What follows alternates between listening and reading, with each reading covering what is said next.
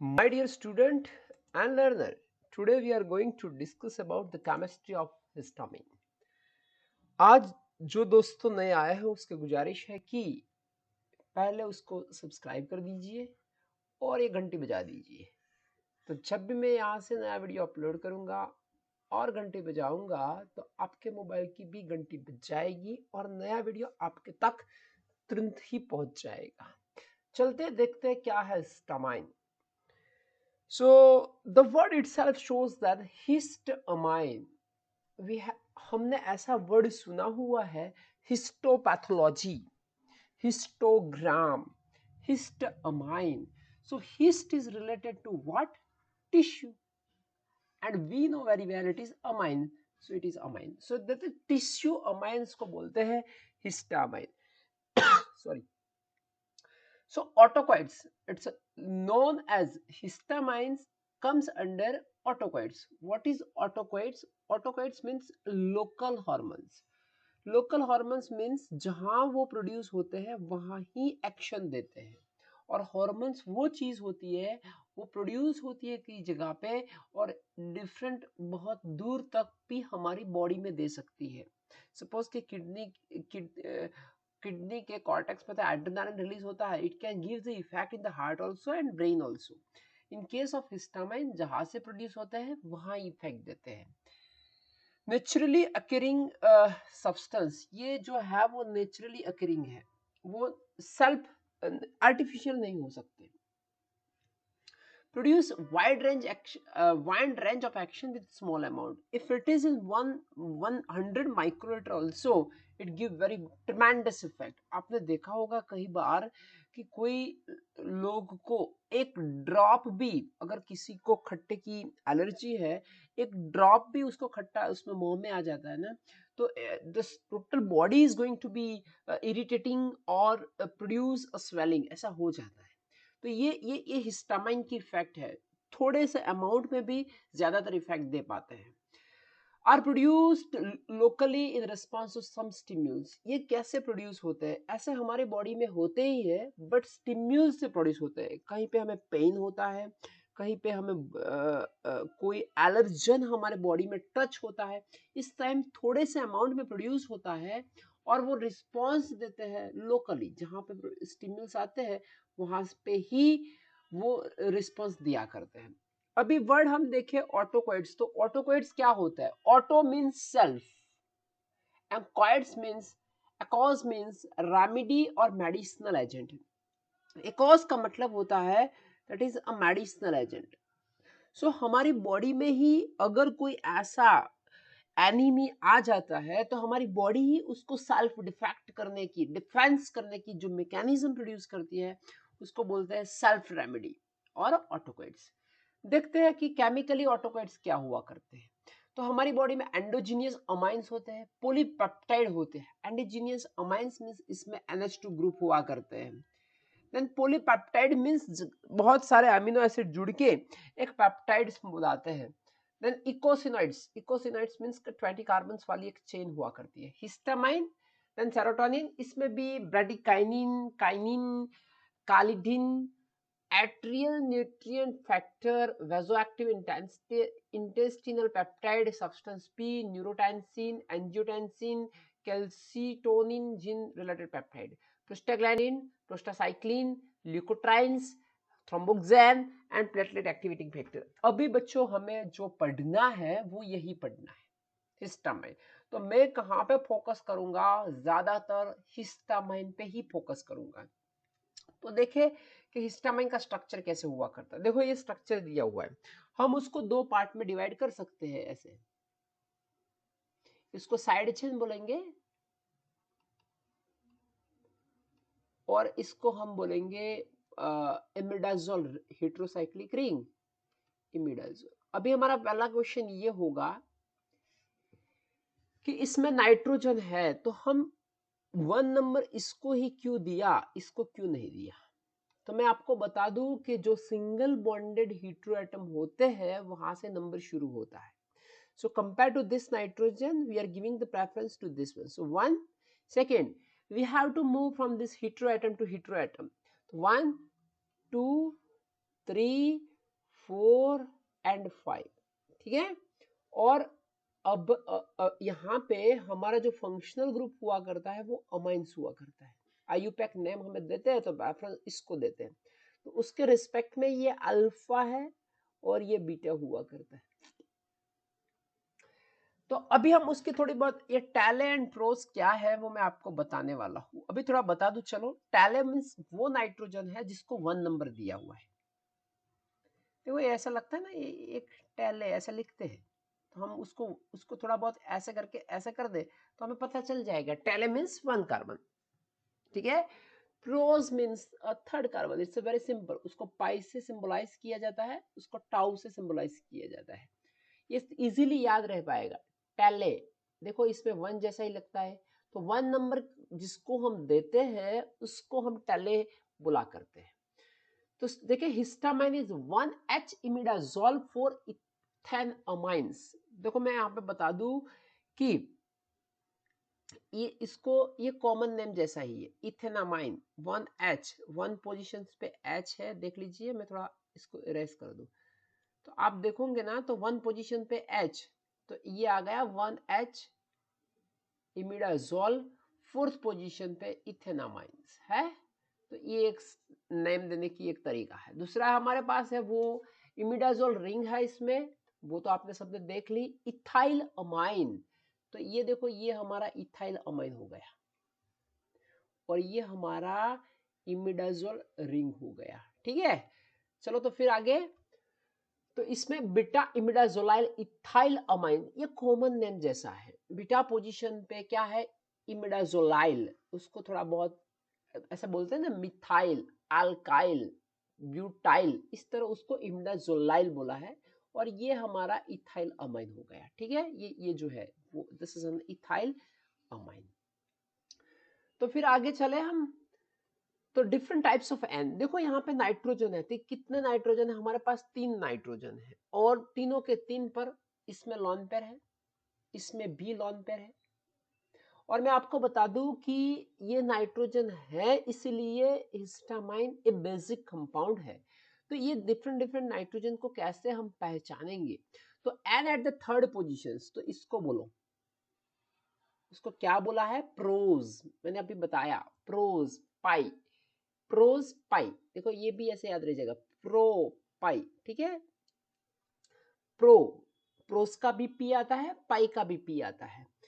फिर and at the first position, मैंने बताया कि ये 1 जैसा है, उसको ऐसे कर दो तो वो टैले लिख जाएंगे हम, तो उसको बोलते हैं termed as a tele tau nitrogen. And the third is a side chain nitrogen, is also known as a nitrogen with alpha, ऐसे भी सब बुक्स वाले बोला करते हैं क्योंकि ये अल्फा पोजीशंस पे।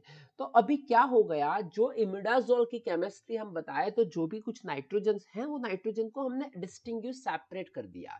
चलो तो फिर आगे देखें अब क्या है, आयोनाइजेशन होता है। देखो ये हमारा हिस्टामाइन है, हिस्टामाइन बेसिक है। अगर उसके पास थोड़ा बहुत भी H प्लस आ गया ना, तो ये तीनों तीन रेडी हो जाएगा कि मुझको रिएक्ट करना है, मुझको रिएक्ट करना है, मुझको रिएक्ट करना है। तो हमें देखना होगा कि who is going to be readily react. तो मैं आपको यहाँ पे इतना ही बता पाऊंगा कि ये जो नाइट्रोजन है साइड चेन वाला अमाइन, वो हाईली बेसिक है कंपेयर टू ऑल नाइट्रोजन। तो उससे क्या होगा कि थोड़ा बहुत भी एसिड आ जाएगा ना, तो पहला कौन रिएक्ट करेंगे, तो ये अल्फा वाला नाइट्रोजन रिएक्ट करेगा, वो तो प्रोटोनेटेड फॉर्म में मिलेगा। Imidazole ring and amino group are basic get protonated under acidic condition. वो मैंने बताया कि एसिडिक कंडीशन आ जाएगी तो वो प्रोटोनेटेड होने के लिए तैयार हो जाएंगे। और इसमें क्या हुआ करता है कि भाई ये जिसमें इसमें 3 चीजें हुआ करती है स्ट्रक्चर में। एक होता है आयोनिक, देखो यहाँ पे हम देखेंगे, अभी यहाँ पे ऐसा प्लस चार्ज जाएगा एसिड के साथ रिएक्ट होने के बाद NH3+। टाउटोमेरिक फॉर्म, तो ये जो है मैं आपको बता दूं कि उसका टाउटोमेरिक फॉर्म हम इस तरह से भी लिख सकते हैं,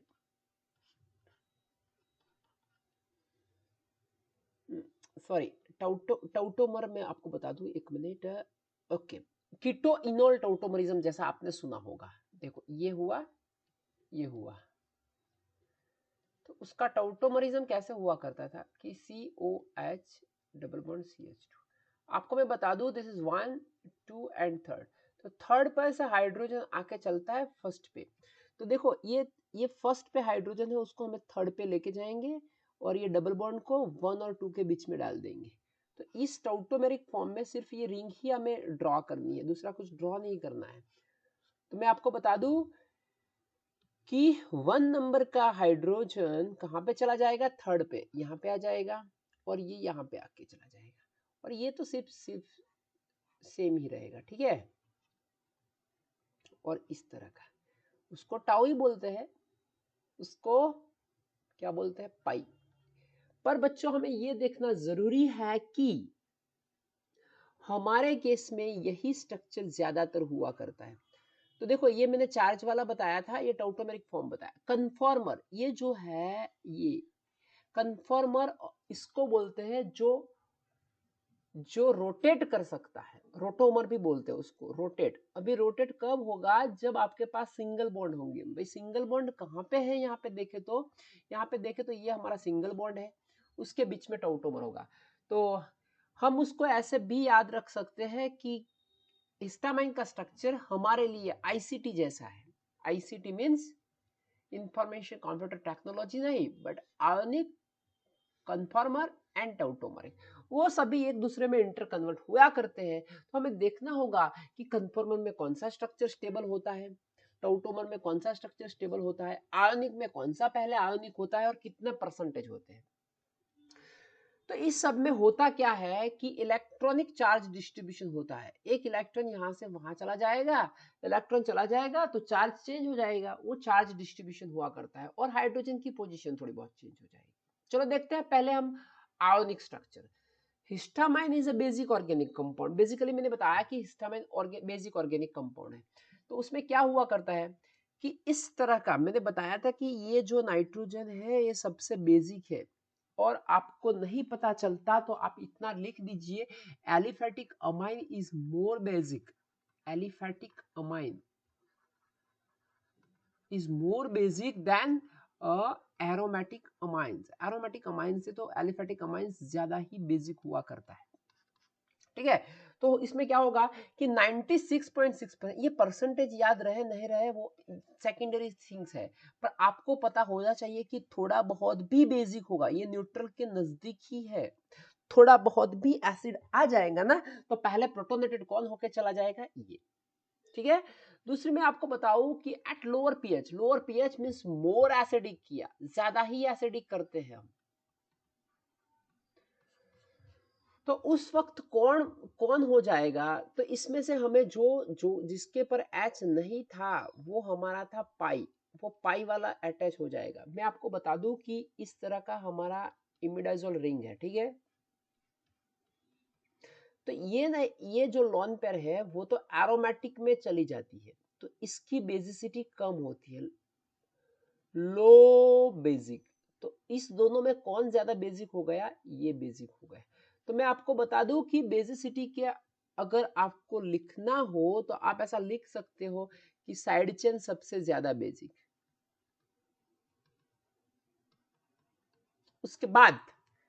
उसके बाद आएगा जो वो आएगा पाई, प्रोज नाइट्रोजन, उसके बाद आएगा वो टेले नाइट्रोजन, क्योंकि टेले नाइट्रोजन की लोन पेयर एरोमेटिसिटी में चली जाती है।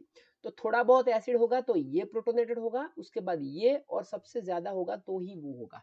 तो ये डाइकेटायनिक बन जाए, तो डाइकेटायनिक के वक्त पे ये और ये दोनों के बीच में प्रोटोनेशन हो चला जाएगा, ठीक है।